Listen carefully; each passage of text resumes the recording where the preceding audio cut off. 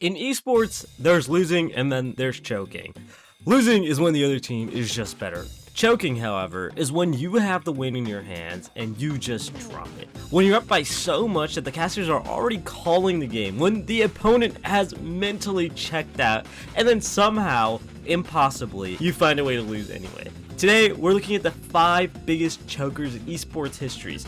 Games that should have been over, leads that should have been safe, and players who will never live it down. Let's get into it. MLG Columbus 2016, the CSGO Majors semifinals.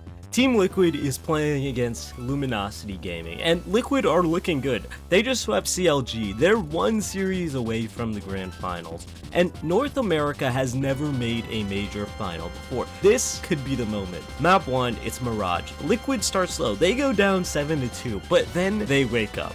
They win 13 of the next 15 rounds. And the score is 15-9. It's a match point. They're 1 round away from taking the map, and the casters are already calling it. One of them literally says, "How do you come back from this?" And then this happens.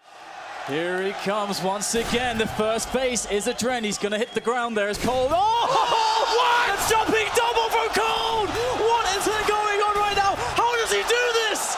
Cold has saved Luminosity with the all play. Unthinkable scenes there on the B apartments.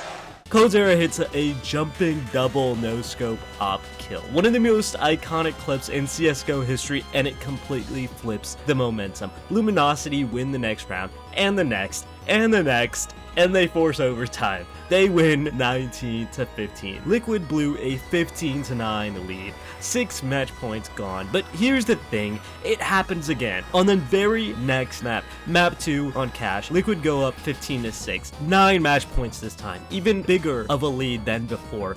And it's Team Liquid, so you know what happens next. Luminosity wins 9 rounds in a row. They force overtime and win 19-15. Again, 2 maps, 2 massive leads, both thrown away. Luminosity go on to win the major the next day, and Liquid go home with nothing. To this day, if you're a Liquid CS fan, you know pain. And this was pretty much the start of it. In League of Legends, not many orgs can match the history of Cloud9, and in 2020, it was the year they were supposed to finally win it all. You see, it was a spring split, and they had gone 17-1. They were absolutely dominant. They won the spring split trophy, and everyone was talking about how this might be the best North American team ever assembled.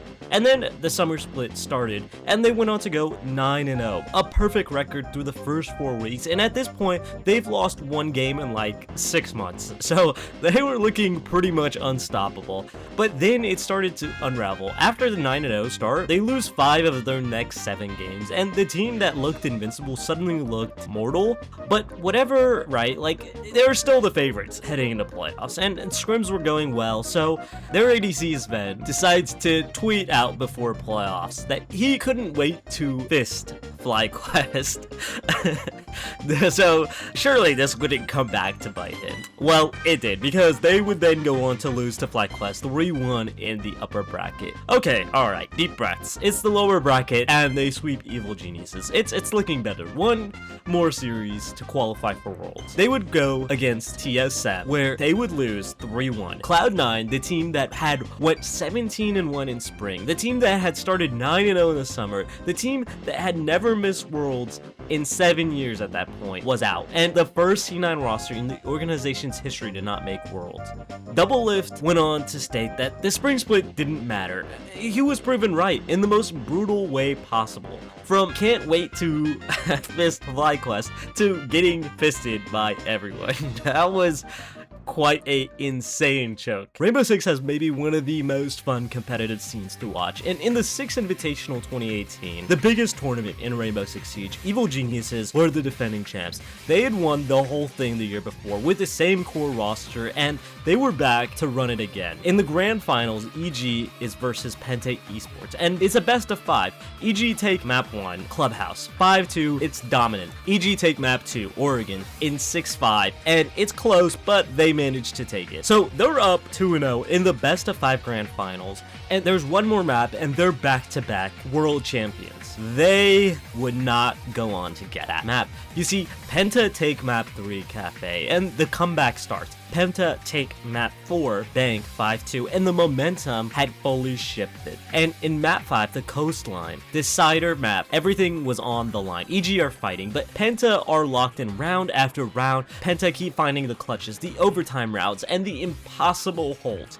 Penta would go on to win 6-4 in a reverse sweep. EG went from one map away from being back-to-back champions to losing 3 straight maps and watching Penta lift the trophy instead.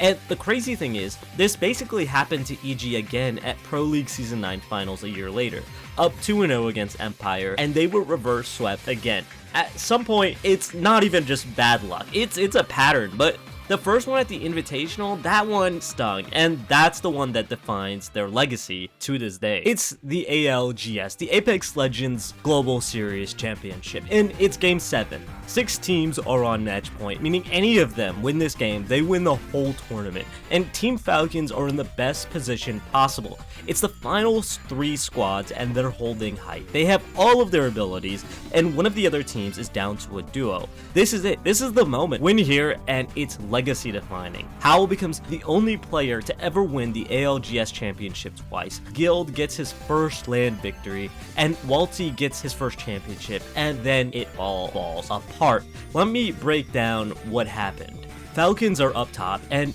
Fnatic and Hot Dog Mafia are the other 2 teams left. Hot Dog is down a player, and Falcons should be able to control this, but they burn their ultimates too early, and Howl's Bangalore ult goes off with 2 minutes left on the clock, way before anyone needs to move. Guild's Caustic ult gets thrown in a weird spot and barely does damage, and Waltz's EMP flies too high and doesn't hit anyone important. Now they're in the final circle with no abilities, and it's just a gunfight.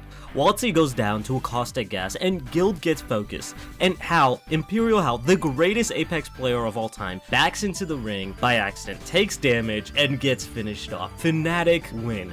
Falcons lost, and the margins were insane. If Howl had used his Bangalore smoke to destroy the enemy caustic barrels earlier, the damage math completely changes, and if Waltzy doesn't fall off the platform and take ring damage, he survives. If anyone hits one more shot, they win, but they didn't, and they lost, one misplay away from being champions.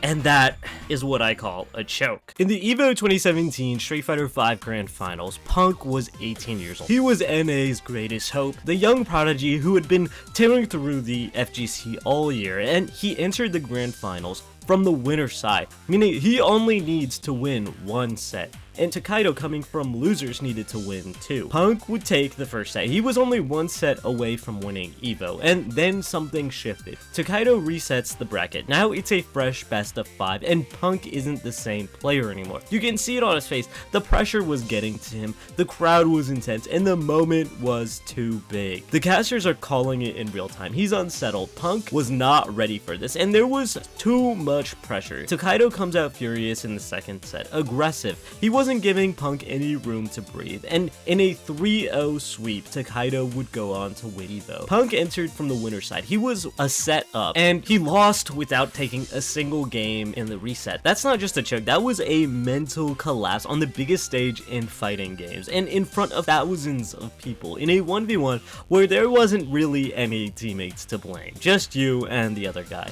Punk was still young, and he would eventually go on to win EVO, but this one will definitely leave a scar as one of the most notorious chokes in the fighting game community. The thing about choking is that it's not all about skill. Every player on this list is elite. Liquid were a top team, C9 went 17-1, EG were defending world champions, Falcons had the best position in the lobby, and Punk was the best player in NA. They didn't lose because they were bad. They lost because in that moment something broke. The pressure got too heavy, the lead felt too safe, the brain moved faster than the hands, and that's what makes it so hard to watch, because you know they're replaying it in their head. Every missed shot, every bad call, every what if. That's the difference between losing and choking, and when you lose, you move on. When you choke, it stays with you. Let me know in the comments if there are any infamous chokes that I missed, and if you liked the video, please consider subscribing, because I'm trying to reach 1,000 subs and would greatly appreciate it. Thanks for watching.